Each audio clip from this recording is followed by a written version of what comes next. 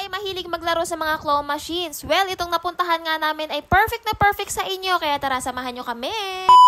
Andito ako ngayon sa Prize Zone at located nga ito dito sa may SM Grand Central Monumento. Dito nga sa pinakataas o pinakatuktok ng SM Grand Central. Actually, ngayon ko nga lang ito napuntahan. Lagi kami dito sa SM pero hindi talaga kami nadadayo dito. At ito nga, napansin ko nga na puro claw machines nga ang nandito. And in fairness mga mare ha, mura yung coins nila dito. Kaya naman tingnan nyo dito si Kuya, talaga namang nag-hoard ng napakadaming coins. At dahil nga gusto ko masubukan yung swerte ko, ito, naglagay nga ako ng 50 pesos at 13 tokens nga ang nakuha ko. O diba, okay na din. Kaya naman ito agad-agad ko na nga kinuha. Pagkatapos nga ito nga naglibot na nga ako at tumingin-tingin na nga din ako ng pwede ko ngang umpisahan. Sa sobrang dami nga ng claw machine dito talagang malilito ka kung saan ang uumpisahan mo. At syempre, diba, kailangan natin tumingin talaga yung feeling natin na pwede nating makuha. Ganun. Malawak talaga dito sa Prize Zone kasi talagang ang dami nilang claw machines dito. And yung mga stuffed toys is talagang napaka-cute. Sa pag-iikot ko nga dito, nakita ko nga ito na meron pala ditong basketball. Pero ayun nga, dalawa nga lang. Kaya naman nakishoot na nga lang din ako pretending. Huy!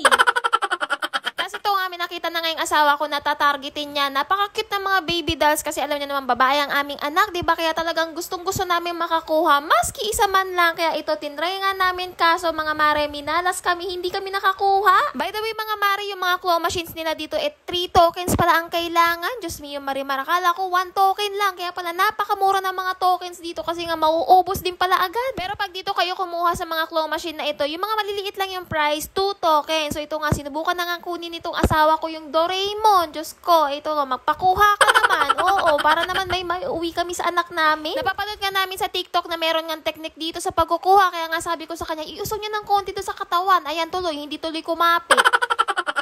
Talagang yung asawa ko na nga lang ang pinagkukuha ko, tapos ako naman itong si Mando. Sinasabi ko nga sa kanya, i-apply mo yung napanood natin sa TikTok. Oo, yung ganon, yung sa katawan mo, ihahawak yung yung pinaka-clone niya. So, ayan, nung pagkuha, ay, Diyos mio, Marimar, malambot ata itong pangkuha. Sabi ko nga rin sa asawa ko, hindi kami uuwi hanggat hindi kami nakakuha kahit isa. So, ayun na nga mga mari, talagang naglibot-libot pa kami at may nakita nga ako, may nakuha siya. Oo, so ibig sabihin nun, may chance na pwede kaming makakuha. Di ba nga, may kasabihan tayo na try and try until you succeed. Huy!